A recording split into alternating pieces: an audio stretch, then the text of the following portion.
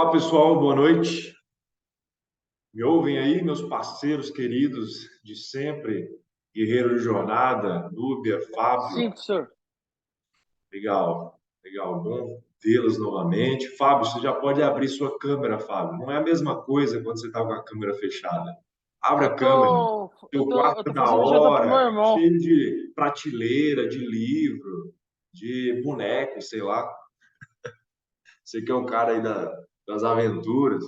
O pior é que eu Enfim, tô fazendo janta pro meu irmão, professor. olha, vai passar dessa vez, viu, Fábio? Mas saiba que o meu coração está magoado por não te ver hoje. Tudo bem. Seguimos para uma nova fase agora, a última fase do nosso curso. Imagina que peregrinação que a gente fez, né? Que aventura, pelo menos para mim, né? Todo dia ter a aula, ter o compromisso. Eu espero que esteja sendo útil para vocês. A gente está se encaminhando para o final. Essa é a penúltima semana, então só teremos mais uma semana. A gente começou vendo teoria da Constituição, depois vimos 20 aulas de organização de Estados e Poderes, imensa matéria. Depois entramos aí no processo constitucional, concluímos controle de constitucionalidade ontem e hoje a gente começa para findar com esse último tema que são as ações constitucionais. E vale a pena aqui, de antemão, retomar o que eu disse na primeira aula de controle de constitucionalidade.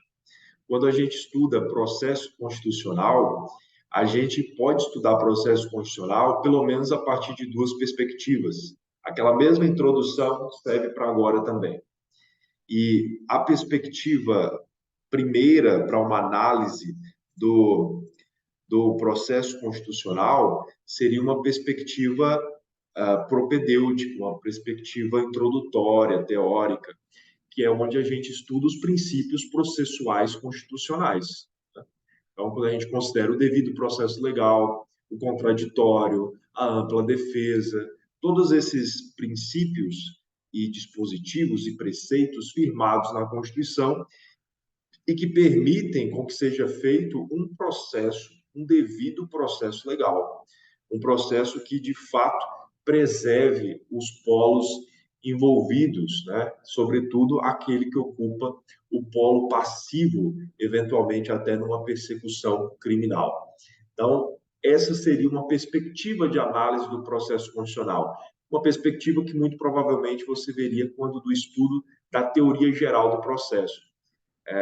Se você vê aquele livro que é famoso, geralmente é o livro que conduz as aulas de TGP, que é um livro que tem um quadriculado na frente. Até então, não sei se ainda hoje era publicado pela Malheiros, da saudosa Ada Pellegrini Grinover, do Cândido Rangel Dinamarco, o professor Fernandes, eu esqueci o primeiro nome dele, enfim, são três autores. Esse livro é famosíssimo, assim, é muito referência em teoria geral do processo. E lá, se você vai analisar, você vai perceber que esses autores fazem exatamente essa distinção para a apuração do processo constitucional. Uma vereda seria uma perspectiva introdutória, propedêutica, de princípios processuais constitucionais, e numa outra vereda, a jurisdição constitucional. E como eu mencionei lá quando começamos a estudar controle de constitucionalidade, a nossa opção é pela jurisdição constitucional. É isso que nós nos dedicamos a estudar quando começamos a estudar controle de constitucionalidade. E quando estudamos jurisdição constitucional, isso ainda se biparte. E se biparte em controle de constitucionalidade, que já vimos, que é um estudo destinado a nos fazer entender como a Constituição é preservada, nos fazer entender que as normas infraconstitucionais, elas gozam de presunção de constitucionalidade, mas elas não são infalíveis, que elas estão sob constante vigilância para se verificar se elas permanecem em alinhamento com a Constituição. Então, tudo isso aí a gente viu estudando controle de constitucionalidade, seja o difuso, seja o concentrado, seja ADI, seja ADC, seja ADPF, seja representação interventiva e todas as variáveis que nós já vimos até aqui. Só que a outra parte da jurisdição constitucional, ela se destina a nos fazer entender como que os direitos e garantias fundamentais assegurados na Constituição, como que eles podem ser concretizados, como que eles podem ser materializados.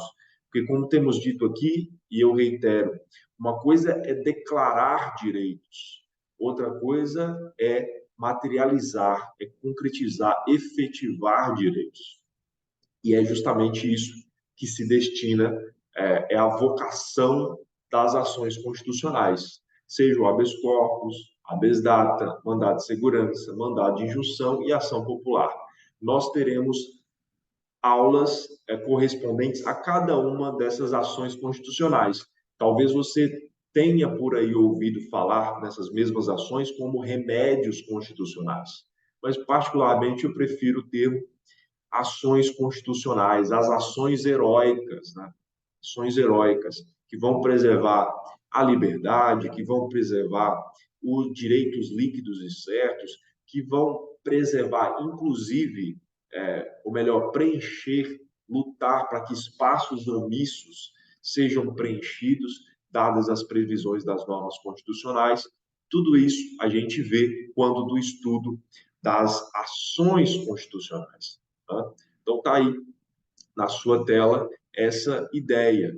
Se, por um lado, no estudo do processo constitucional, a gente faz a apuração do controle de constitucionalidade, que é esse eterno diálogo entre norma-parâmetro, que é a Constituição, e norma-objeto, que são as leis e atos normativos, né, infraconstitucionais, esse perpétuo comparativo entre a norma parâmetro e a norma objeto, seja em órbita federal, tendo por norma parâmetro a Constituição Federal, seja mesmo em órbita estadual, como vimos ao final da aula de ontem, tendo como norma parâmetro a Constituição Estadual. Mas isso é controle de constitucionalidade e já falamos o bastante disso até aqui.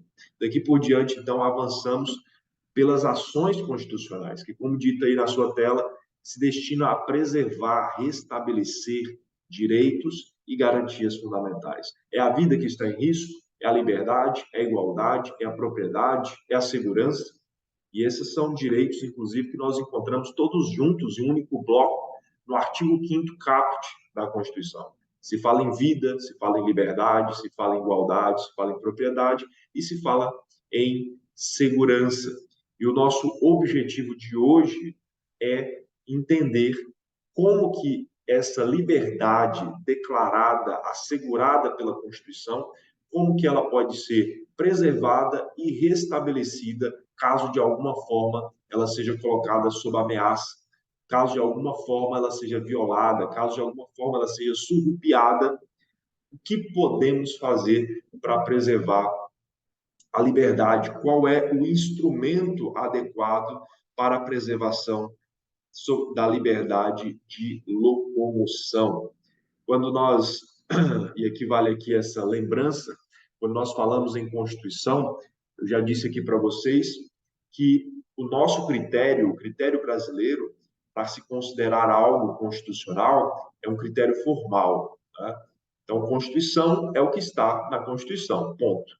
Tenha as matérias próprias da Constituição ou não, pouco importa, porque nós adotamos o critério formal. Mas pensando numa perspectiva material, Constituição é a organização do Estado dos poderes, é direitos e garantias fundamentais. Isso é essencialmente constitucional. Não há como falar em Constituição, que, em última análise, é a limitação do poder, sem nós falarmos em organização do Estado, sem nós falarmos em organização dos poderes, sem nós falarmos em direitos e garantias fundamentais. E, por certo, dentre esses direitos e garantias fundamentais estão estes preceitos, esses direitos, desculpe, esses princípios que estão assegurados no artigo 5º da Constituição Caput, dentre os quais está a liberdade, que é objeto da nossa especial análise hoje. E aí, com certeza, vocês já deduziram qual é o instrumento que a gente vai conversar hoje, já que a gente vai falar sobre preservação da liberdade, restabelecimento da liberdade, por certo que o instrumento mais famoso de todos eles, que é mais ouvido por aí, mesmo entre os populares, mesmo entre as pessoas que não estudam direito, ainda que seja nos noticiários da tarde, ainda que seja no programa do Datena, o que as pessoas ouvem é o habeas corpus. Tá? Então, todo mundo tem uma ideia, mais ou menos, do que se trata o tal do habeas corpus. Mas nós, como profissionais do direito, nós precisamos ir um pouco além, nós precisamos compreender esse instituto do ponto de vista técnico. Habeas corpus, que é uma expressão latina, que sucintamente quer dizer apresente o corpo, traga, apresente o corpo. Essa pessoa que teve, de alguma forma, a sua liberdade subtraída, traga ela até a autoridade competente, né? Seja ela apresentada à autoridade, para que a autoridade verifique se, de fato, essa restrição da liberdade dessa pessoa é adequada, é legal, ou se essa restrição da liberdade é inadequada. Tá? Então, a isso se destina essencialmente o habeas corpus. Mas algo que a gente precisa considerar aqui já no início das nossas análises, e que é importante para a compreensão do habeas corpus, que contribui para responder uma outra série de tantas questões, é qual a natureza jurídica do habeas corpus. E identificar a natureza de algo em seara jurídica nunca é uma tarefa fácil, porque é identificar esse instituto em sua essência, não necessariamente aquilo que ele faz, mas aquilo que ele é dentro da organização, dentro da ordem jurídica. E daí a gente suscita essa questão: o que é o habeas corpus? E para pensarmos sobre o que é o habeas corpus e qual a natureza jurídica do habeas corpus, é útil que nós consideremos aquilo que não é habeas corpus, para que a gente possa refletir a esse respeito. Então, a primeira pergunta que nos conduz a essa resposta a respeito da natureza jurídica do habeas corpus é: a impetração de HC, de habeas corpus, depende de processo, e aqui vale uma parte, um comentário lateral, obter dictum. O verbo utilizado quando do uso de ações constitucionais é impetrar. Assim como você usa o verbo interpor para recurso, assim como você usa o verbo opor para embargos, você usa o verbo impetrar para ações constitucionais. Seja HC, seja mandado de segurança, seja mandado de injunção, pouco importa. O verbo apropriado é impetrar. Muito bem, fechando esse parênteses, voltando aqui para o nosso tema central, a pergunta é: a impetração depende de processo? Ou seja, para que eu possa impetrar um HC, eu dependo da existência de um processo em curso? E a resposta para isso é não, eu não dependo de um processo. Mesmo numa situação em que não exista a formalização de de um processo, de um curso processual, é possível que a liberdade de locomoção de alguém esteja sob ameaça. É possível que a liberdade de locomoção de alguém tenha sido restringida. Para nós bem compreendermos isso, basta nos lembrarmos que, no transcorrer de uma persecução criminal, antes do oferecimento da denúncia, não raro há uma fase pré-processual. E essa fase pré-processual costuma se dar mediante um instrumento, que é o inquérito policial. E o inquérito policial, por sua vez, a natureza do inquérito policial não é uma natureza processual, não há uma ação penal em curso. O que há é um procedimento administrativo. Então, se há um procedimento administrativo, nós ainda não temos um processo. Nós teremos um processo quando, eventualmente, o Ministério Público ou o querelante ajuizarem a ação correspondente. No caso do Ministério Público, uma denúncia. No caso do querelante, uma queixa-crime. Então, nessas circunstâncias é que se abrirá as portas de uma ação penal, mediante o recebimento dessa denúncia, mediante o recebimento dessa queixa-crime, pelo juízo competente. Mas mesmo antes disso, há um inquérito policial, né, pelo menos na maioria das hipóteses. E esse inquérito policial é um procedimento administrativo. E fato é que, por mais que ainda não exista uma ação em curso, já há a possibilidade de limitação da liberdade de locomoção dessa pessoa. E se já há a possibilidade de limitação de liberdade de locomoção dessa pessoa, seja a título de ameaça, seja a título concreto, né, de restrição da liberdade de fato, há a possibilidade de impetração de habeas corpus. Inclusive, se eventualmente existir um procedimento administrativo, um inquérito policial em curso, investigando um fato que se reputa atípico, e aí vocês são estudiosos do direito penal, vocês sabem que a composição do crime, né, por mais que o crime seja único, né, um bloco único, ele pode ser apurado de maneira estratificada, seja na perspectiva do fato típico, seja na perspectiva da ilicitude, seja na perspectiva da culpabilidade, com seus desdobramentos. Quando não há fato típico, o fato é atípico. Então, imagine, o seu cliente está sendo investigado dentro de uma persecução criminal, embora ainda na fase pré-processual, e você se dá conta que o fato objeto de investigação é um fato atípico. O que você pode fazer? Você pode impetrar um habeas corpus, a fim de que o inquérito policial seja trancado, para que a autoridade policial pare por ali, porque não tem condições, não deve seguir com a investigação de um fato atípico. Claro, isso é uma hipótese. Existem outras tantas hipóteses que podem eventualmente abrir margem para a impetração do habeas corpus. O fato é que o habeas corpus não depende da existência de um processo para que ele seja impetrado. Outro ponto, outra pergunta, para a gente chegar lá na ideia de natureza do HC. Restringe-se ao combate de atos coercitivos públicos, ou seja, para que você impetre um HC, ele deve se dar necessariamente contra um ato originário de uma autoridade coatora pública? E a resposta também é não, porque eventualmente a liberdade de alguém pode ser limitada mesmo em esfera privada.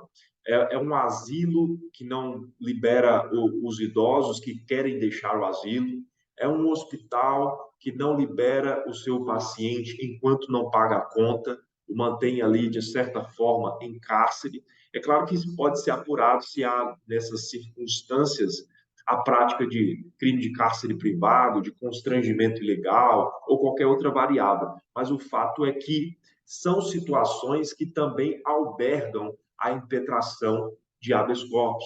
O habeas corpus ele não depende de um ato público, como depende o mandado de segurança, que veremos na próxima semana. A impetração de mandado de segurança é necessariamente contra uma autoridade coatora pública, seja essencialmente pública, seja uma autoridade privada no exercício de função pública, mas sempre há um viés público no caso do mandado de segurança. Não é o caso do habeas corpus, que, dada a sua elasticidade, dado o seu amplo alcance, pode ser impetrado mesmo no caso de atos coercitivos públicos. Outra questão, depende de decisão judicial, é recurso, sujeito a exame de admissibilidade quanto à legitimidade, ou seja, para que eu impetre um habeas corpus, eu preciso que antes disso exista uma decisão judicial, que aí eu vou contrariar essa decisão judicial mediante a impetração de HC? Obviamente que não, porque se eu não preciso nem de processo, que dirá de uma decisão judicial para que eu possa impetrar o HC, porque o HC ele não é um recurso, ele não é uma oposição a uma decisão judicial necessariamente. Ele pode ser utilizado para ir contra uma decisão judicial, reputando que, nesse caso, a autoridade judicial seria a autoridade coatora, mas ele não precisa disso. Afinal de contas, ele pode ser impetrado até mesmo lá num procedimento administrativo pré-processual. Então, o habeas corpus também não é um recurso. E prova de que ele não é um recurso é que ele não precisa demonstrar legitimidade. Quando você vai interpor um recurso, você precisa demonstrar que você tem legitimidade para aquela causa, que você é parte naquela causa. Afinal de contas, como um terceiro vai interpor recurso por você? Mas o habeas corpus ele não está nesse contexto de limitações, porque o habeas corpus não é um recurso, porque o habeas corpus não depende de decisão judicial, porque o habeas corpus não depende de exame de admissibilidade. O habeas corpus é um patrimônio do cidadão extraordinário, de amplo alcance, para diversos contextos e situações, como nós veremos na sequência. Outra questão que merece a nossa consideração, a preclusão temporal pode ser impetrado ao trânsito, após o trânsito em julgado, ou seja, vai chegar um tempo a partir do qual eu não terei mais a oportunidade de impetrar o habeas corpus, porque precluiu, não tenho mais o prazo, tem essa circunstância, o habeas corpus está sujeito a um prazo, e a resposta também é não.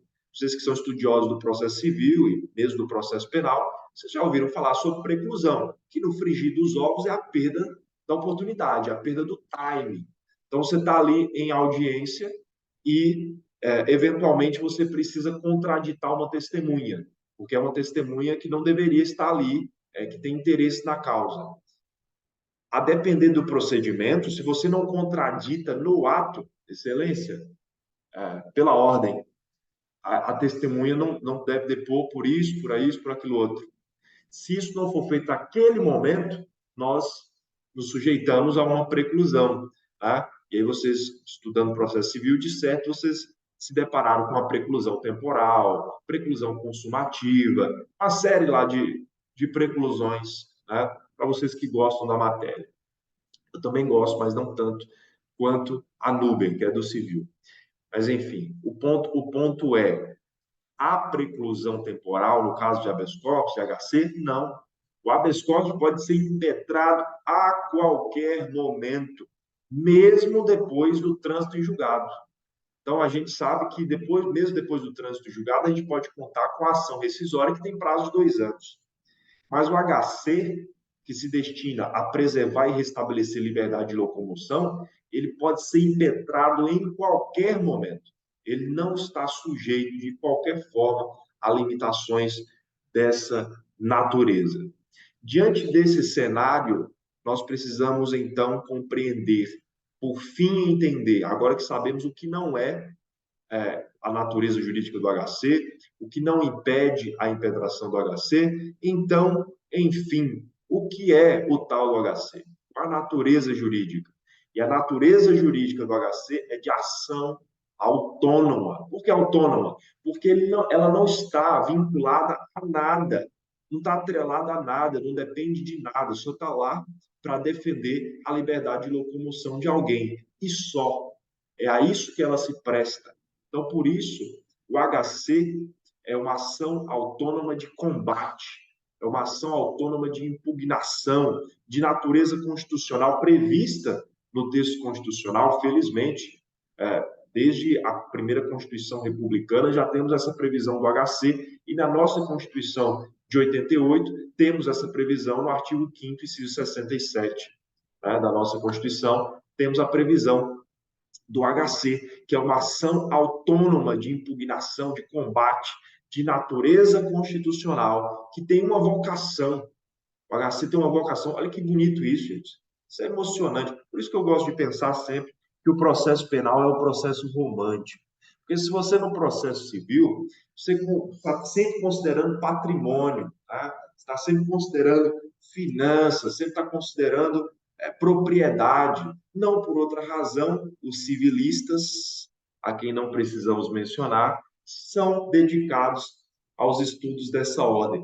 Mas nós outros, né, que romantizamos o direito, vemos esse vislumbre aí pelo processo penal, pela persecução criminal, pelo processo constitucional. Então, guarde essa ideia.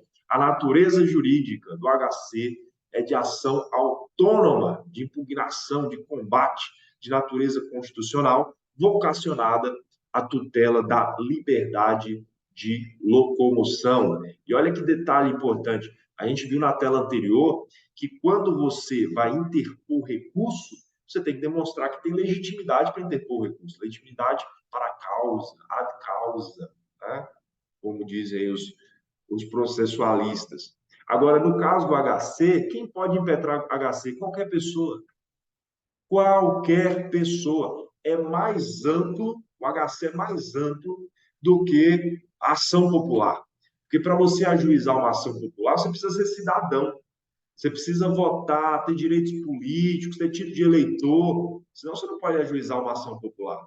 Mas o HC, você pode ser estrangeiro, você pode ser pessoa física, você pode ser pessoa jurídica, você pode escrever seu pedido num papel de pão, sabe aquele papel que envolve pão? Rasga, coloca HC, seu juiz, socorro, estou preso injustamente, alguém faça alguma coisa. É o HC. É o HC. Porque qualquer pessoa pode impetrar um HC, seja pessoa física, seja pessoa jurídica. Espécies de HC. Agora, vamos aqui para um aporte técnico, né? Aqui na fineza técnica da coisa. O HC ele pode ser preventivo ou ele pode ser repressivo. A ideia é muito simples, nós já estamos habituados com essa ideia de ações preventivas e ações repressivas desde a nossa ideia lá de controle de funcionalidade. Então, se a minha liberdade de locomoção ela está ameaçada, se a minha liberdade de locomoção está ameaçada, obviamente que eu preciso de um HC preventivo. Agora, se a minha liberdade de locomoção ela já foi violada, eu já estou materialmente preso, o meu HC é um HC repressivo. E o detalhe é, vocês, advogados e advogadas técnicas, você vai impetrar um HC para preservar a liberdade de alguém, você não vai pedir um alvará de soltura, porque o cidadão não está preso ainda, ele está ameaçado de prisão. Então, o que você vai pedir para ele? Você vai pedir um salvo-conduto, para que o juiz espeça um salvo-conduto, para que, se eventualmente o seu cliente for surpreendido pelas autoridades perambulando por aí, ele diga: tudo bem, doutor, eu trago aqui no bolso só o meu salvo-conduto. O juiz já liberou, você não vai me levar para lugar nenhum, não, porque o meu advogado já conseguiu o meu salvo-conduto. Agora, se o cidadão de fato já foi preso, aí que você vai pedir para o juiz um alvará de soltura, porque ele está preso. E a pergunta intermediária é: já há uma determinação do juiz para a prisão, ou seja, já há um mandado de prisão. Só que a prisão ainda não foi cumprida, ou seja, o cidadão está ameaçado de ser preso, e mais do que ameaçado de ser preso, já há um mandado de prisão. Nesse caso, se você for impetrar um HC, você vai pedir um salvo-conduto ou você vai pedir um alvará de soltura? Você vai pedir nenhum dos dois. Você vai pedir um contramandado de prisão. Por quê? Porque não faz sentido você pedir um salvo-conduto para um juiz que já mandou prender. Assim como você não faz sentido você pedir um alvará de soltura, porque o seu cliente ainda não está preso. Ele está solto, mas ele está sendo perseguido. Já estão farejando para pegá-lo, porque já há um mandado de prisão. Nesse caso, o que você vai impetrar é um HC, obviamente, preventivo, mas o que você vai pedir é um contramandado de prisão. Contra esse mandado do juiz, você vai pedir um contramandado. Simples assim. Como qualquer outra ação, o HC também tem que observar algumas condições. Tá? Quais são as condições para que eu impetre um HC? Eu posso impetrar de toda forma, afinal de contas, eu posso ter acesso ao judiciário, ao princípio da inafastabilidade da prestação jurisdicional, artigo 5º, inciso 35. Mas, uma vez que isso chega à apreciação do magistrado, Pode ser que o magistrado diga assim, mas muito bem, amigo, mas nessa situação aqui não preenche a condição da ação, não tem interesse para eu agir. Que tipo de situação, que elementos esse juiz precisa considerar? O juiz precisa considerar, primeiro, se há violência à liberdade de locomoção, à liberdade corpórea. Então, o cidadão foi preso, tá, mas ele foi preso ilegalmente? Porque se ele foi preso legalmente, qual o interesse que eu tenho de agir diante dessa situação? Então, essa restrição, essa violência à liberdade de locomoção da pessoa que está presa. Ou, se não é a violência à liberdade corpórea, é violência moral, é a coação, que é a ameaça. Então, tem as duas situações que a gente vislumbra bem quando a gente pensa em HC preventivo e HC repressivo. Tem a possibilidade de ameaça à liberdade de locomoção, é a violência moral, é a coação, é a chamada vis compulsiva, e temos a prisão de fato, que o cidadão está materialmente preso, né? Violou-se a liberdade corpórea, a vis corporalis, porque no direito as pessoas não se conformam em apenas usar o português, elas gostam do latim, né? E o seu examinador também gosta. Então é importante a gente colocar aí essas variáveis. Então isso, o juiz vai apreciar. Há uma restrição da liberdade de locomoção aqui corpórea, há uma ameaça de fato, porque se não houver, estou diante, não há interesse de agir. Então, essa violência à liberdade de locomoção ou essa violência moral que ameaça a liberdade de locomoção, ela precisa ser ilegal, por inobservância dos requisitos que determinam a validade do ato, certo? Então, eventualmente, um cidadão foi preso em flagrante, e há flagrância segundo os termos do artigo 302 da Constituição. 302 descreve as situações em que há flagrância. E aí, uma vez preso em flagrante, ele é recolhido, é submetido à audiência de custódia, aquela história toda. Vocês processualistas penais entendem mais que eu. Muito bem. Nesse momento subsequente aí, o juiz que está diante de uma prisão em flagrante, ele precisa fazer o quê? Se ele quiser manter esse cidadão preso, ele precisa converter o flagrância em preventiva. Bem Preventiva. lembrou aí a Núbia.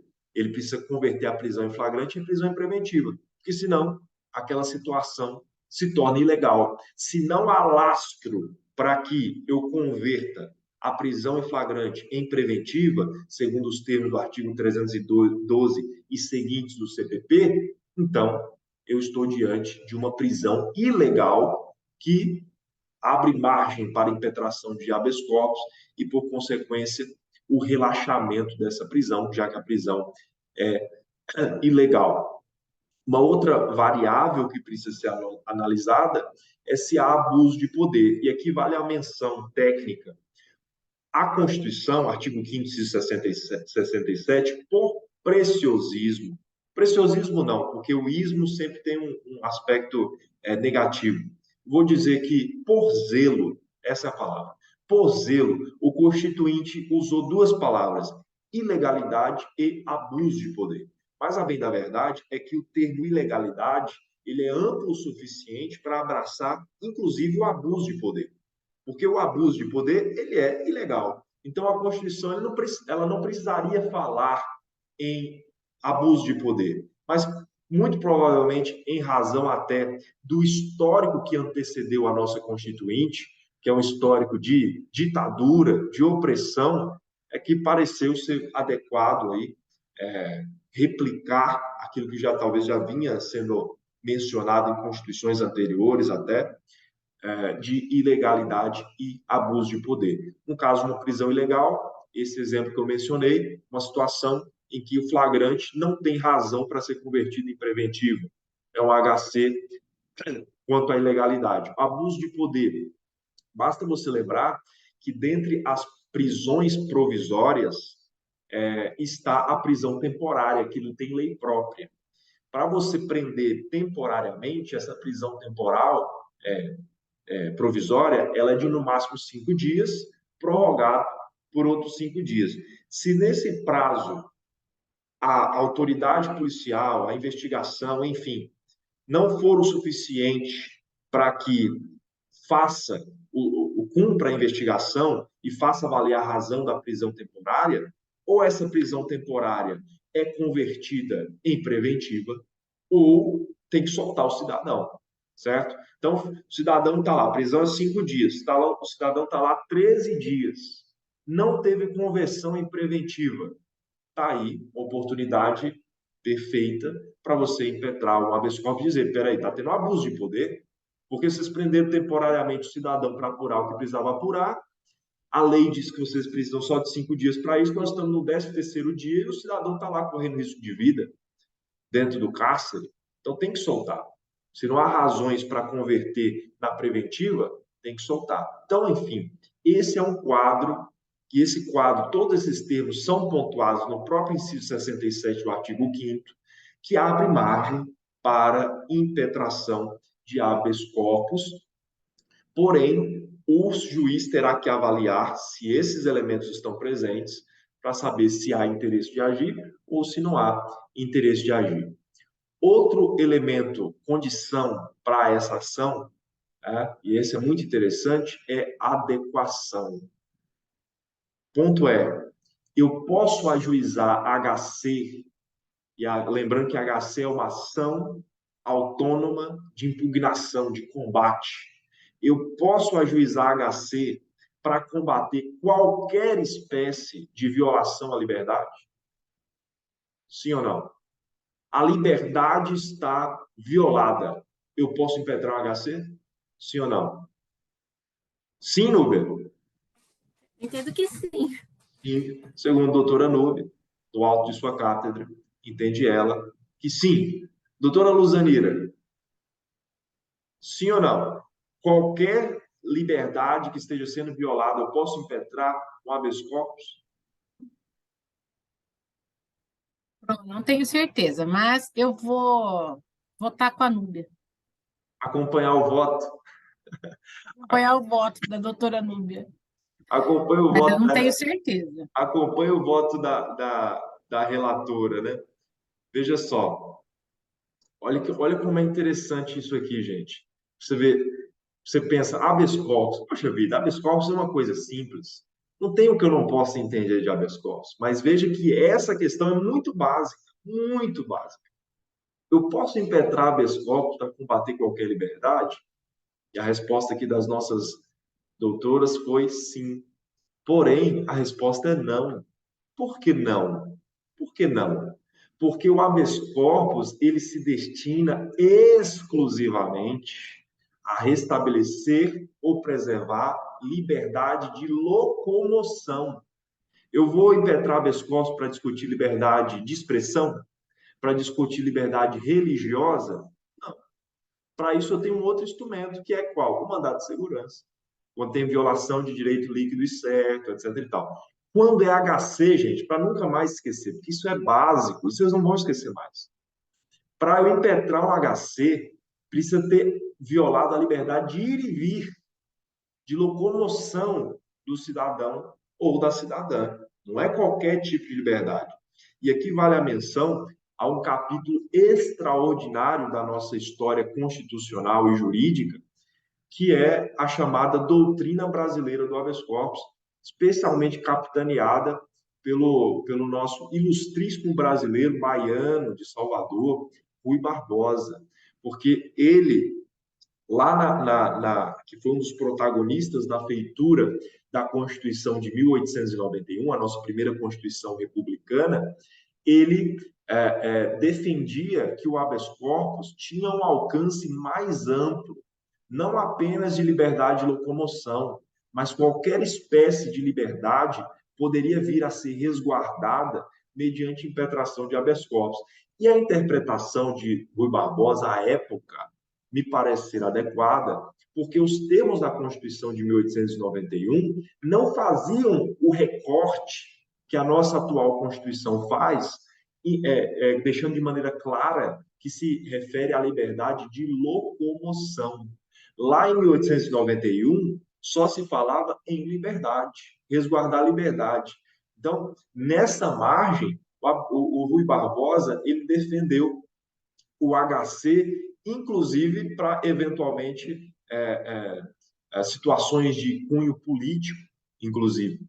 E essa posição dele foi muito acompanhada por um dos ministros do Supremo Tribunal da época, o ministro Pedro Lessa, acompanhou também essa posição do habeas corpus. Mas o fato é que, em 1926, já com uma emenda constitucional, foi retirada essa possibilidade de interpretação nesse sentido da Constituição, em que o habeas corpus tinha esse amplo alcance.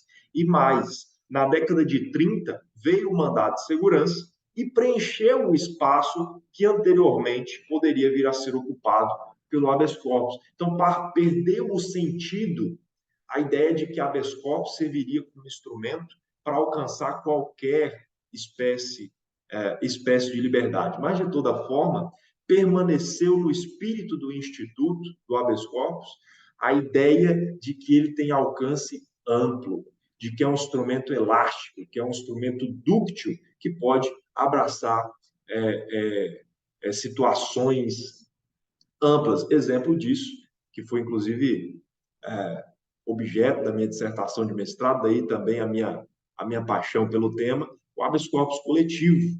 Tá? A nossa Constituição não fala em habeas corpus coletivo. O Código de Processo Penal não fala em habeas corpus coletivo. Nós não temos lei que trata sobre HC coletivo. Porém, nós temos situações fáticas que abrem margem para a impetração de um habeas corpus coletivo, como no exemplo que foi objeto de decisão do Supremo Tribunal Federal em 2018, voto do ministro Ricardo Lewandowski, quando uma série de presidiárias, mães, gestantes, lactantes, em estado puerperal, presas provisoriamente, por crimes sem violência, muitas das vezes,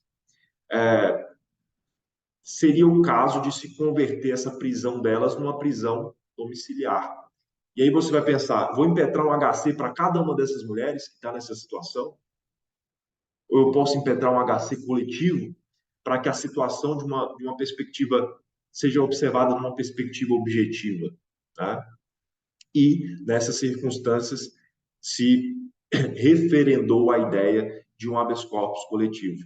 Mas, voltando aqui para o centro da nossa questão, o ponto é que, quando eu analiso as condições da ação, dentre estas está a adequação.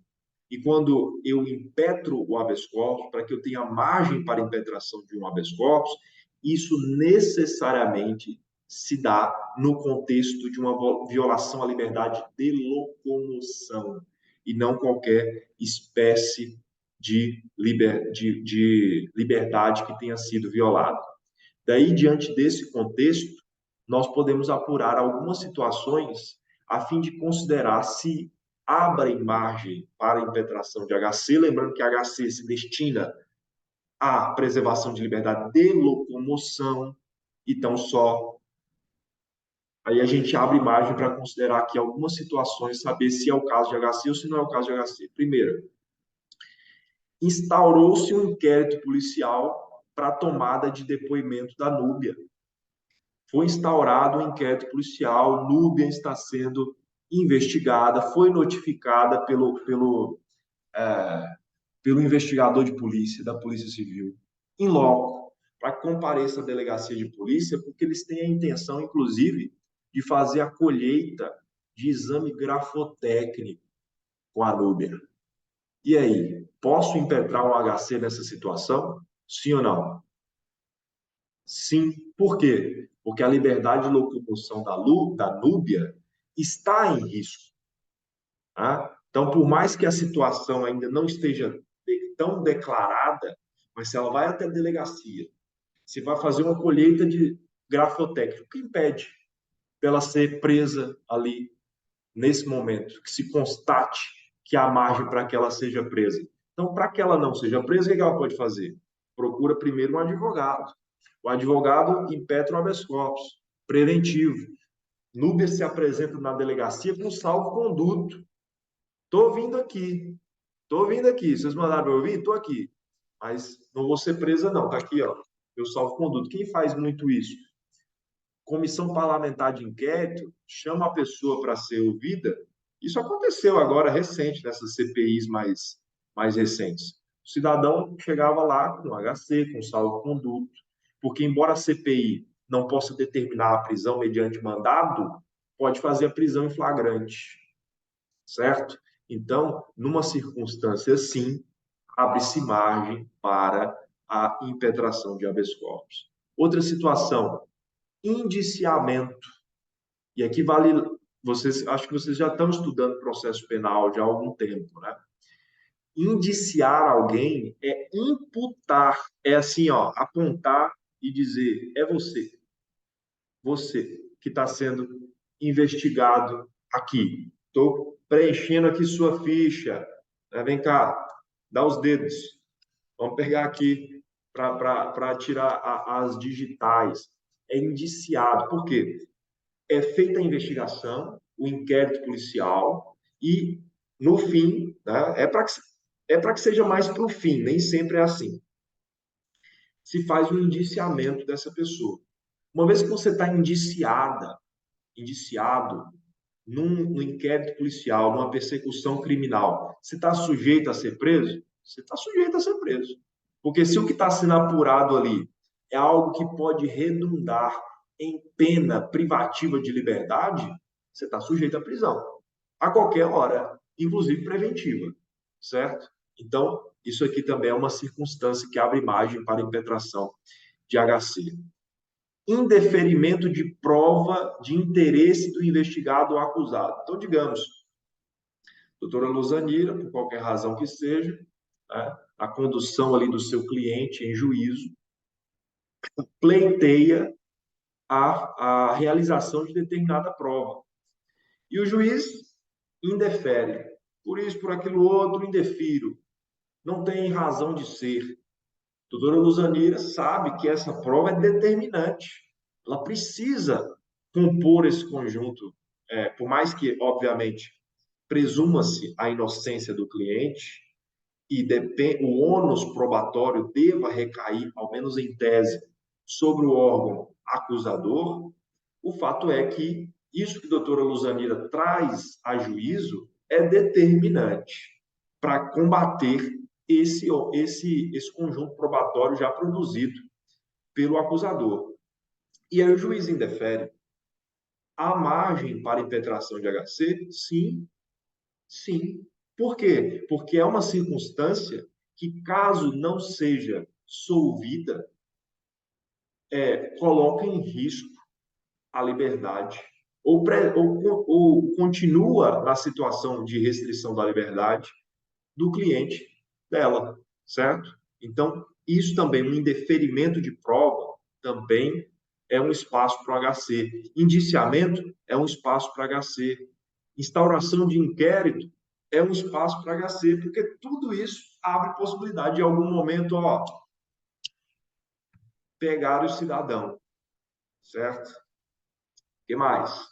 Persecução penal referente à infração penal a qual seja combinada tão somente pena de multa. Então, o cliente da Núbia está sendo investigado? Está. É uma persecução criminal? É. Há inquérito policial? Sim. Esse inquérito policial deu base para o ajuizamento de uma ação penal? Sim. Essa ação penal continua em curso? Sim. Na pior das hipóteses, se o cliente da Núbia for condenado, aquele será condenado. O máximo é uma multa. Há espaço para um HC aqui? Não. Porque o HC é o remédio heróico quando há risco à liberdade de locomoção. Se o máximo que a pessoa vai acontecer com a pessoa, se for condenada, é pagar uma multa, então não tem espaço aí para um HC. Se o máximo que vai acontecer com a pessoa é a apreensão do veículo dela, né, falando em código tributário, código de trânsito, né, o CTB, se o máximo que pode acontecer é a apreensão do veículo, então também não tem espaço para HC. Então, só para a gente guardar bem essa lógica, gente, que é simples. Tem as condições da ação, tem as condições do HC. Tem o interesse de agir, que a gente viu na última tela, violência, ameaça, coação, ilegalidade, abuso de poder. Essa é uma etapa. O juiz viu isso. Aí passa para a segunda etapa, é da equação. Estamos aqui falando de liberdade de locomoção? Não, é uma multa. Estamos falando aqui de apreensão de veículo. Então, o HC não é adequado para essa situação. Fernando, Oi. só uma perguntinha. Naquele caso de indeferimento de prova, eu fiquei em dúvida, você falou de HC, mas não seria um direito líquido e certo? Não seria mandado de segurança? Se a Porque é um cerceamento de liberdade, defesa. se a liberdade está em risco, o remédio apropriado é o HC. Inclusive porque o HC, ele é célere, ele toma a frente de tudo, ele vai para o topo da lista. Tá? Então, não que você não pudesse questionar o indeferimento de uma prova por outras vias, até mesmo recorrer dessa decisão, tá? No caso de um processo penal, por exemplo, no processo civil, uma decisão interlocutória abre margem para um agravo de instrumento.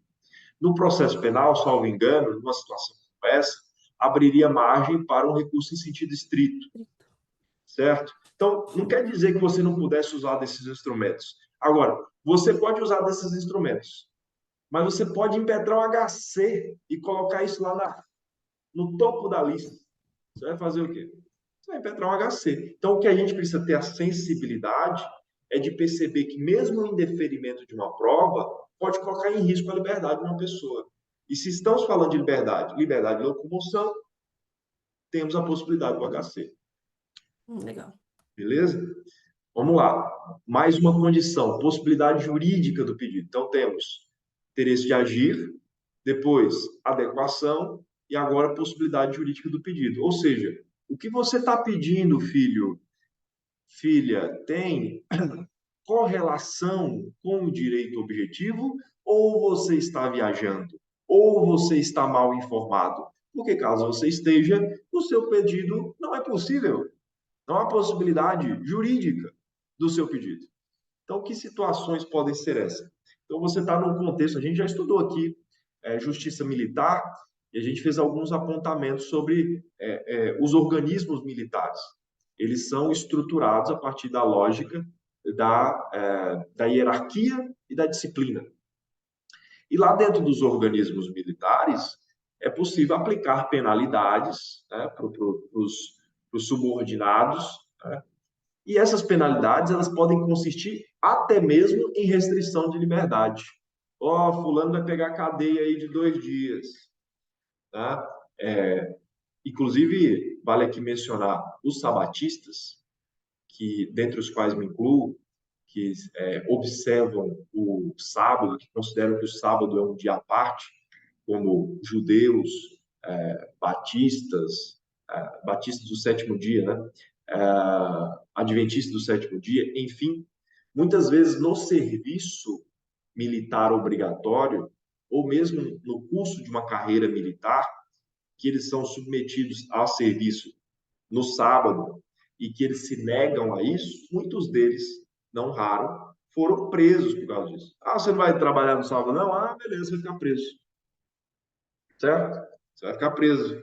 Aprender. Aqui não tem esse negócio, não. Constituição, claro, que abre margem para a possibilidade de prestação alternativa, né, nessas circunstâncias, enfim. Mas o fato é que, dentre as punições disciplinares, mesmo em nível administrativo, há espaço para prender o cidadão. E aí eu pergunto, você soube, né, que o seu namorado que está servindo foi preso no exército, está preso por ordem lá do capitão Ciclano. Procura um advogado. Aí o advogado, tá preso? Muito bem, então vamos impetrar um HC. Aí chega para o juiz e fala assim, mas peraí, o cidadão está servindo, isso aqui não tem possibilidade jurídica, é diferente, a situação é punição disciplinar, é administrativo, não é restrição de liberdade penal. São coisas diferentes. Então, não é uma possibilidade jurídica do pedido.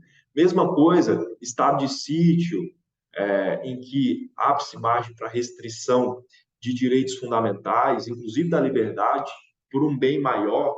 Então, estamos aqui nos defendendo, é uma guerra, uma agressão armada, e está o cara lá complicando a situação, colocando a comunidade em risco. Pega esse cara, prende, porque ele não está seguindo as ordens de como a gente deve se portar nessa situação, que a gente está tentando sobreviver, caso ele não tenha percebido. Então, pega o cidadão e prende. Essa é uma situação diferente também. Não é uma pena, é um contexto próprio de um estado de anormalidade constitucional que a gente já viu na nossa última aula de organização dos Estados Poderes, como do estado de sítio. Então, são situações que não há possibilidade jurídica do pedido. Chegamos a um ponto que já mencionamos aqui nesse mesmo canal, nesse mesmo horário. Legitimação ativa. Quem tem legitimidade para impetrar HC? Todo mundo. Todo mundo mesmo, até um doido. Você não precisa... não se condoam com a minha expressão assim um tanto agressiva, né? Mas vocês entenderam, é de bom coração que eu falo isso. Mesmo a pessoa que não tem capacidade civil, se ela nos rabiscos dela impetrar um HC, ela tem legitimidade para isso. Qualquer pessoa física ou jurídica pode impetrar um HC. Possibilidade de substituição processual. Pode a núbia impetrar um HC em nome da Ulusanira? Pode. Pode. Então, eu não preciso... Veja, numa situação de um HC, eu tenho 3 pessoas. Eu tenho quem impetra, o impetrante. Eu tenho o paciente, esse é o termo, o paciente, que é quem está com a liberdade ameaçada ou restrita. E eu tenho a autoridade coatora, que é quem fez a pessoa estar presa, certo? Então, o impetrante, o paciente e a autoridade coatora. Pode acontecer que impetrante e paciente sejam a mesma pessoa. Então, quem está preso sou eu. Eu vou impetrar um HC em meu favor. Nesse caso, eu sou impetrante e eu sou paciente desse HC. Eu vou impetrar esse HC contra quem me prendeu, que é a autoridade coatora. Mas pode ser que eu seja o impetrante, a núbia seja a paciente e a autoridade coatora seja a Ulusanira. Então, nessas circunstâncias, o que está acontecendo é uma substituição processual, porque eu estou zelando em nome próprio sobre direito alheio, que é da núbia. A núbia que está presa, que é a paciente. E eu soube. E eu não na condição de advogado, são de pessoa normal que ficou sabendo, posso impetrar esse habeas corpus, substituindo esse, tomando a frente da núbia, né? Uma substituição processual. O HC indeferido enseja impetração de recurso por qualquer pessoa física ou jurídica. Isso aqui é outra questão pontual e interessante. Eu não sou advogado. Impetrei o HC em nome da núbia, que é a paciente. Porque a doutora Ulusanira, juíza da comarca, mandou prender a núbia. Soube aí, né, dos crimes que ela anda cometendo, né? Não poucos. E aí, eu que sou amigo da núbia, impetrei o habeas corpus. Doutora Ulusanira prontamente, no caso, se a doutora Ulusanira é a autoridade coatora, então eu já impetrei para o tribunal, né? Enfim. Aí chegou no tribunal e indeferiram o meu HC.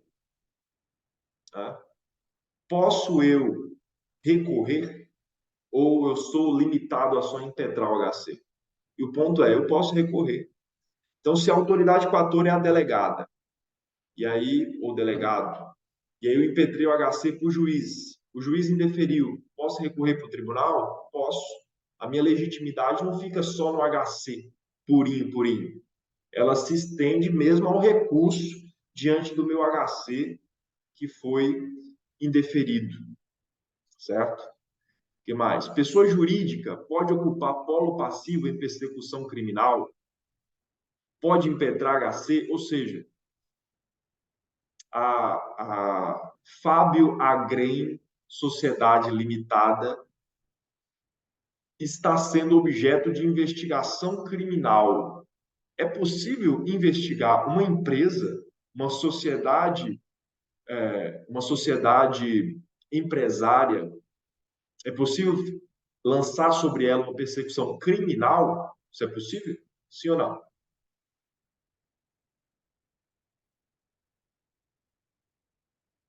Eu posso incriminar uma pessoa jurídica.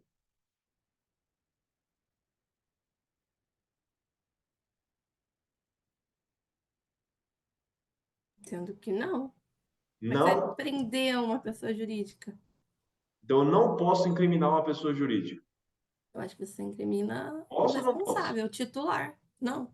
Eu posso ou não posso incriminar uma pessoa jurídica? A pessoa jurídica. Não é quem Pessoa jurídica pode, eu acho que não pode o prédio, no caso. Porque tem o representante, né? Então você pode contrair. Então, tem o representante. Uma coisa é Fábio Agrem Sociedade Limitada. Outra coisa é o sócio administrador Fábio Agrem. O sócio administrador é uma pessoa e a pessoa jurídica que ele representa é outra pessoa. Então a minha pergunta é: eu não estou prendendo o Fábio, eu não tô investigando criminalmente o Fábio, eu estou investigando criminalmente a sociedade empresária que recebeu o nome dele. Posso? Ah, então acho que não, pronto. Em hipótese nenhuma.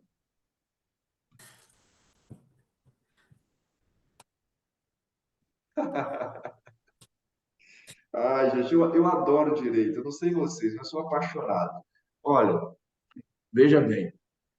Vou marcar Não, aqui, né? não tem lógica nenhuma. Não tem lógica. Eu não ouvi o Você que faz você de um falou. jeito, o Fábio tem razão. Você faz de um jeito que você induz a gente ao erro.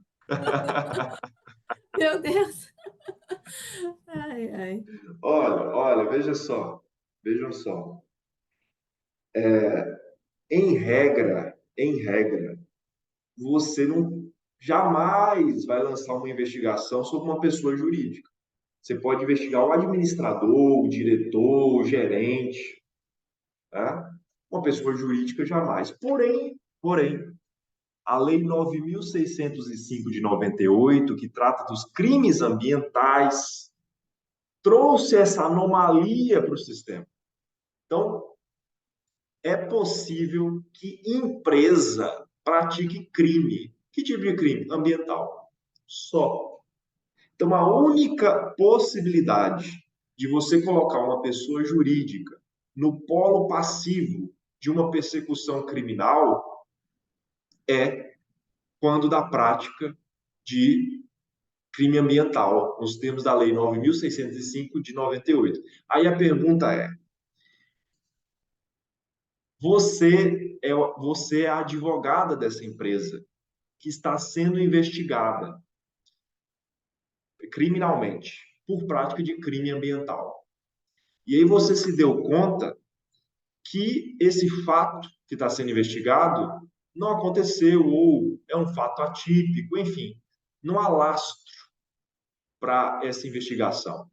Você pode tentar o trancamento dessa investigação mediante impetração de HC? Olha que pergunta bonita, hein? Que pergunta bonita. Eu fico assim emocionado com uma questão dessa. Pode ou não pode? Veja, a sua empresa está sendo investigada. Ela é polo passivo. Por quê? Porque tem a ordem jurídica abre possibilidade para isso? Abre, crime ambiental. E ela está sendo investigada, ela está lá sendo investigada pela autoridade policial. Você pode impetrar um HC para Não livrar? tem como você restringir a liberdade de locomoção de uma pessoa jurídica. Não tem. E aí? Não tem. Então você pode ou não pode impetrar um HC? Sendo que não. Talvez o mandado Então, de segurança. você vai fazer o quê?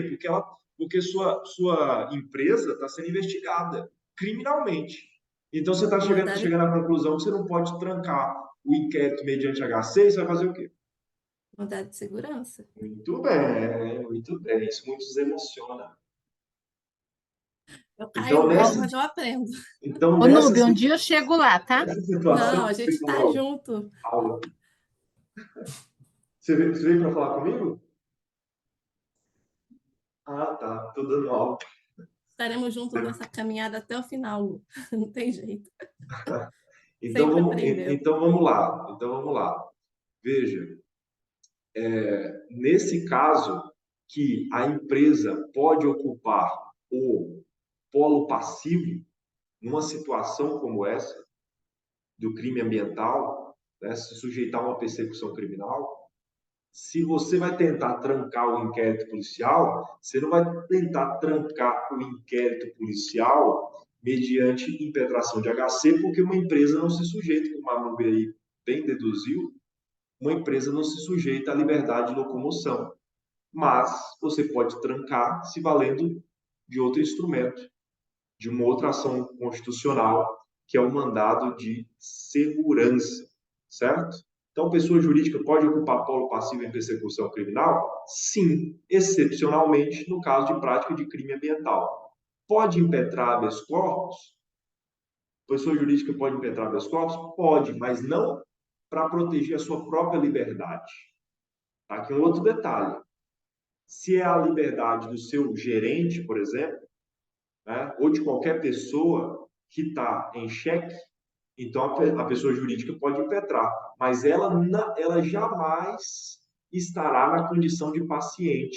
Mesmo no caso de crime ambiental, ela jamais estará na condição de paciente. Certo? Vamos lá. Representante do Ministério Público pode impetrar um HC em favor do réu? Já pensou? Você está lá em uma persecução criminal, abriu uma ação Bruno, penal, você tudo quer mais. parar de fazer pergunta difícil? Oi? Quer parar de fazer pergunta difícil? Ai, mas senão não tem graça, porque vocês já estão num outro nível. Imagina, vocês já estão aqui na aula 36. Aí, se não tiver algum, né, um desafiozinho, não tem graça. Então, veja, uma ação penal que foi ajuizada, né, com a denúncia do Ministério Público. Do outro lado, está o réu. Então, o Ministério Público está ali para fazer acontecer e condenar o réu. Afinal de contas, ele abriu uma ação penal por causa disso. Poderia o Ministério Público, ele mesmo impetrar um HC? Haveria espaço para isso? Então, veja, o primeiro ponto que a gente deve considerar é o seguinte: o Ministério Público, ele não é um inimigo do réu, ele é um advogado da sociedade. Ele está ali para defender a ordem jurídica, o regime democrático, os direitos individuais, indisponíveis. É esse aí o objeto de atuação do Ministério Público, segundo os termos do artigo 127 da Constituição. Certo? Então, prova disso é que quando, mesmo depois de toda uma persecução criminal, antes da sentença, caso o órgão ministerial não esteja convencido de que o réu deve ser condenado, em alegações finais ele pode dizer: olha, da minha parte, absolve, porque eu não vejo aqui razão para condenar. Ele pode fazer isso. Ele não é como o advogado de defesa que tem que falar em favor do réu. O advogado de defesa ele não pode, lá no final, dizer assim: verdade, vocês sempre tiveram razão. Tem que condenar mesmo.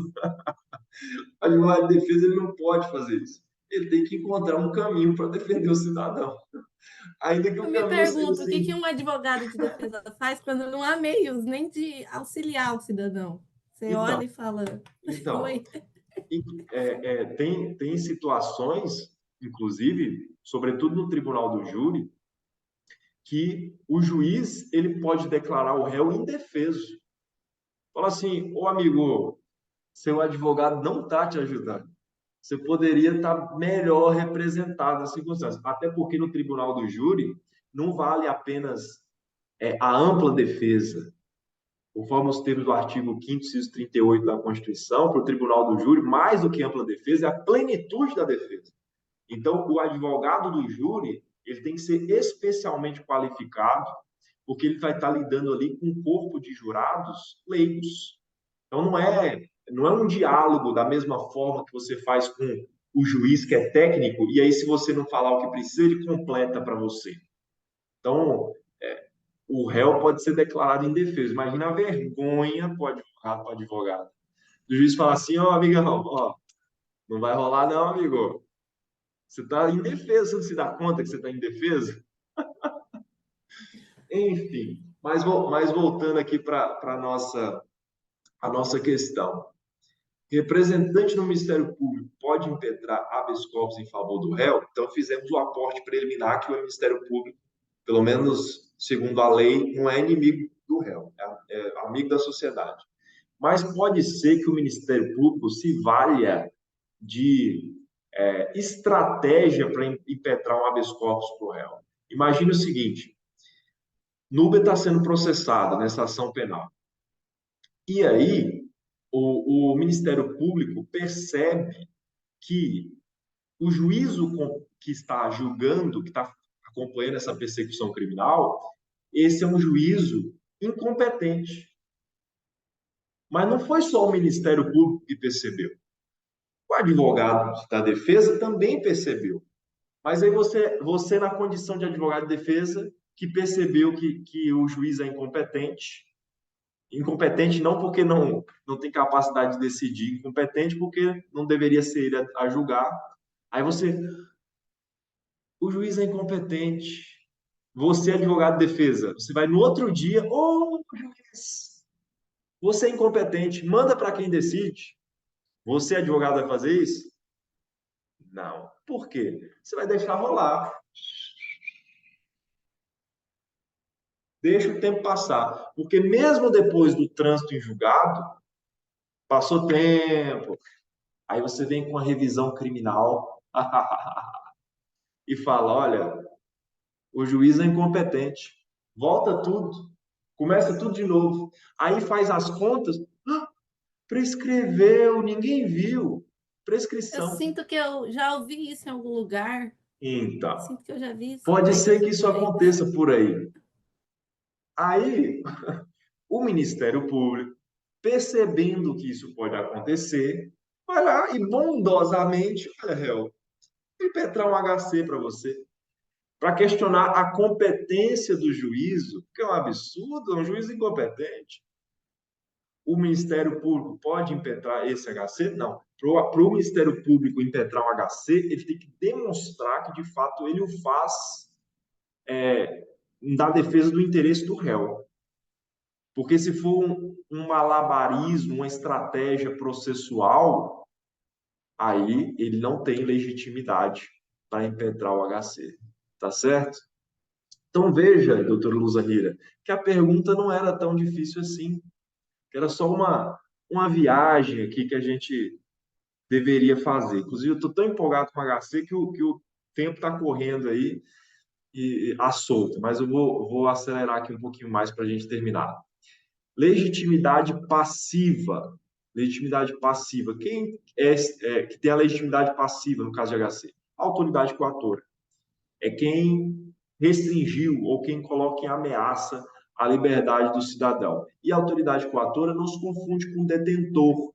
Então, por exemplo, fulano está preso em Bangu 1 sob a vigilância do carcereiro José. A autoridade coatora é o carcereiro José? Não. A autoridade coatora é o juiz que colocou ele lá. Então, você não vai impetrar um habeas corpus, colocar como autoridade coatora o mero detentor da liberdade daquele cidadão. Pode ser que, às vezes, o detentor também seja autoridade coatora? Pode ser. O cidadão está preso na carceragem da Polícia Federal e quem movimentou isso aí foi o delegado de polícia. Então, nessa situação, o delegado é detentor e a autoridade coatora. Mas, em geral, vão ser personagens distintos. O fato é que o seu HC deve ser impetrado colocando no polo passivo autoridade coatora e não o detentor. Representante do MP pode assumir a condição de autoridade coatora? Sim, porque o MP pode se dar conta que o cidadão deve ser preso ou que deve ser investigado, e ele requisita essa investigação para o delegado. O delegado vai lá e prende. Aí você vai lá e pede para o HC e diz: a autoridade coatora é o delegado. Não, a autoridade coatora é o MP que requisitou essa prisão e essa investigação para o delegado. Então, a autoridade coatora é o MP. Particular pode assumir a condição de autoridade coatora? A gente já viu que sim, que não só órgãos públicos, mas mesmo entes privados, caso restringam a liberdade de alguém, também podem ocupar esse espaço de autoridade coatora. No artigo 648 do CPP, vocês veem várias dessas hipóteses que abrem a possibilidade de impetração de HC. Então, se no momento de uma prova você tivesse assim, sem ideia do que comentar a respeito de um HC, corre lá no CPP 647, 648, que você vai encontrar os subsídios. Vale mencionar que o 648, inciso 1º, diz que cabe HC quando não houver justa causa, que é um inciso muito genérico. Se só existisse ele e não existisse o 2, 3, 4, 5, 6, 7, ele supriria tudo. Porque todas as outras correspondem à ausência de justa causa para prender. Entende? Mas o legislador entendeu por bem discriminar. Então, colocou essa cláusula genérica quando não houver justa causa e depois colocou detalhamentos aí de hipóteses de impetração de HC. Pergunta, estamos na última tela. A quem compete julgar HC quando turma recursal é autoridade coatora? Vocês se lembram quem é a turma recursal, gente? Sim, né? Lá no juizado especial tem o juiz de primeira instância e depois tem a turma recursal, né? O colégio recursal, que é composto por 3 juízes igualmente de primeira instância. Aí essa turma recursal é a autoridade coatora. E aí? Você vai impetrar HC para quem? Até uma certa época, pasmem vocês, esse HC seria impetrado para o Supremo Tribunal Federal. Imagine, que loucura. A autoridade coatora é a turma recursal, e aí você vai impetrar o HC para quem? O STF, que vai receber, lá de um juizado especial, no meio do nada, alguém que teve a sua liberdade restringida, frise-se, dentro de um crime de menor potencial ofensivo, que é por isso que ele está no juizado. O HC quer resolver isso, ou seja, sem sentido nenhum. Aí essa súmula que previa isso foi abortada, e agora esse HC ele vai ser impetrado para o Tribunal de Justiça, quando a turma recursal é a autoridade coatora. E, por fim, a última das perguntas, essa bem menos difícil, viu, Rosanina? É possível se valer da impetração de HC para pleitear trancamento de processo de impeachment? Vocês já viram isso aqui, a gente já falou sobre isso quando estudamos Poder Executivo. Quando se dá um processo de impeachment? Pela prática de infração político-administrativa, certo? Pela prática de infração político-administrativa. Isso abre margem para impetração de HC. O crime de responsabilidade é um crime de infração político-administrativa disciplinado na Lei 1079 de 50. E disciplinado também, obviamente, na Constituição, artigo 85 da Constituição. Abre-se a possibilidade para um HC, no caso de processo de impeachment? Eu acho que não, porque não está restringindo a liberdade de locomoção. Mas tem risco de prender num impeachment?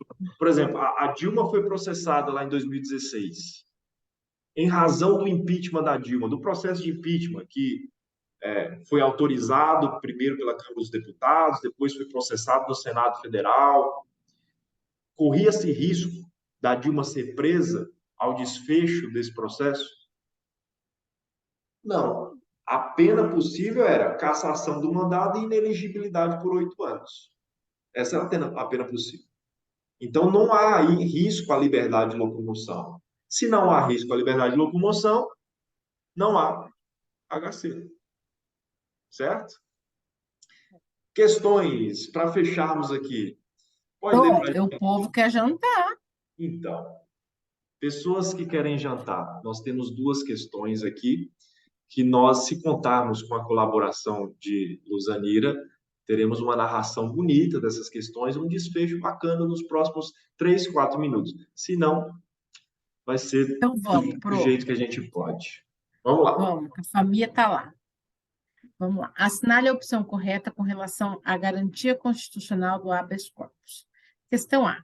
Caso uma decisão de turma recursal de juizados especiais criminais constitua ato coator da liberdade de locomoção de um acusado, será cabível habeas corpus dirigido ao STJ?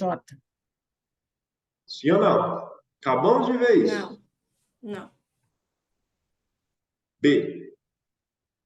Caso a sentença penal condenatória emanada de um juiz militar imponha pena de exclusão de militar ou de perda de patente, será cabível a utilização do habeas corpus? Militar, não sei, acho que não. Questão, Não é pena, né? É um então, desdobramento da pena, uma pena acessória e tal, mas não é pena. então, sim. Privativa de liberdade. Caso ocorra, ao fim de um processo penal, a fixação de pena de multa em sentença penal condenatória, ficará prejudicada a utilização do habeas corpus, haja vista a sua destinação exclusiva à tutela do direito de ir e vir. E aí? Caso ocorra, vai fixar pena de multa. Caso ocorra a pena, ao fim de um processo penal, fixou a pena de multa. A utilização do HC fica prejudicada? Fica. Fica, porque era só Pena multa. de multa não priva a locomoção. Ai, meu Deus. Fala alguma Vamos coisa. lá, nós estamos falando. Porque a carinha dele é complicado, né? A Eu gente tô já com fica até com fome, eu medo. já não tô raciocinando. Então, Eu D. também. Aí, ainda que já extinta a pena privativa de Inclusive eu aceito convites para jantar, gente, já que vocês estão falando de janta, só para mencionar, mas prossiga, Luciane. ainda que já extinta a pena começar de novo. Ainda que já extinta a pena privativa de liberdade, é cabível a utilização de habeas corpus para pedido de reabilitação de paciente? Já extinta a pena? Ó, letra A. HC que tem autoridade coatora, turma recursal. Vai para o STJ? Não, vai para o TJ. No passado já foi para o STF, mas tem que ir para o TJ. Então a letra A está errada. Letra B. A pena veio de um juiz militar. Porém, não é uma pena de restrição de liberdade. O militar perdeu foi a patente. Isso não é liberdade. Então, também não tem HC. Letra D de dado. Já começa dizendo que está extinta a pena privativa de liberdade. Então, já não se discute mais liberdade nesse processo. Agora está tentando a reabilitação do cidadão, mas a pena privativa de liberdade já foi. Então, só nos resta mesmo a C. Por quê?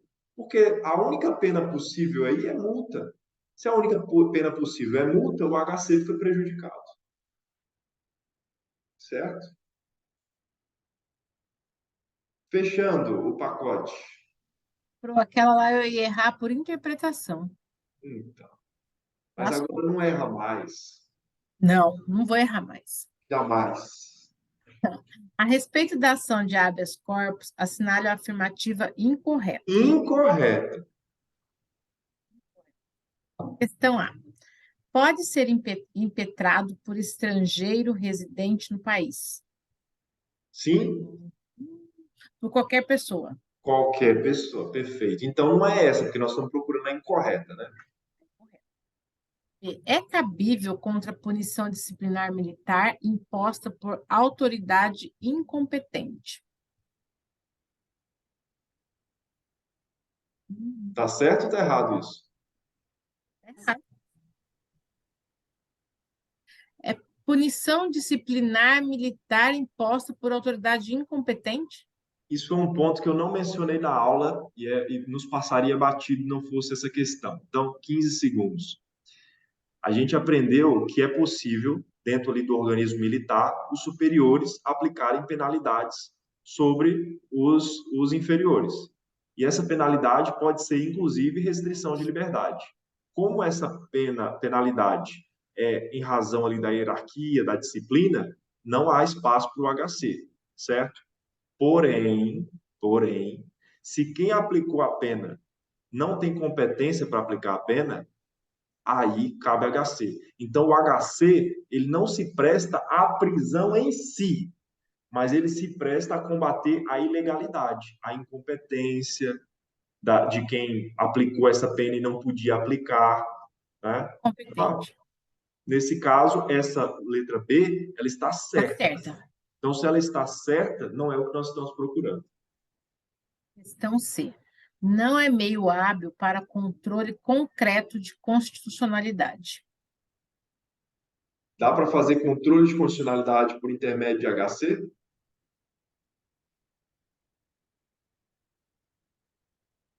É curioso isso, né? Que essa questão aí pequenininha, mas ela é danada.